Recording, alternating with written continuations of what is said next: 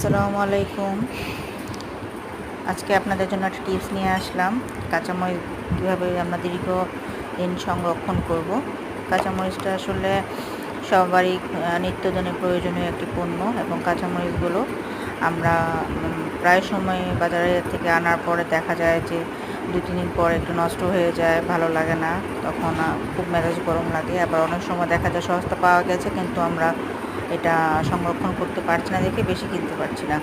তো আমি এই কাঁচামরিচগুলো সুন্দর করে বাজার থেকে এনে পরিষ্কার করে সবগুলো ভালো কাঁচামরিচ একসাথে রেখে দিয়েছি একটা বক্সে, এবং আমি বক্সের মধ্যে প্রথমে টিস্যু বিছিয়ে নিয়েছি এবং পরে কাঁচামরিচগুলো 2 লেয়ারে রেখেছি। এভাবে কাঁচামরিচগুলো প্রায় 1 মাস ভালো থাকে, একটা কাঁচামরিচও নষ্ট হবে না যদি এভাবে রাখা যায়। এবং কাঁচামরিচের বোটা ফেলানো যাবে না, বোটা ফেলালে কাঁচামরিচ নষ্ট হয়ে যায়। কাঁচামরিচকে এইভাবে আস্ত রেখে দিলেই কাঁচামরিচ অনেক ভালো থাকে। ধন্যবাদ।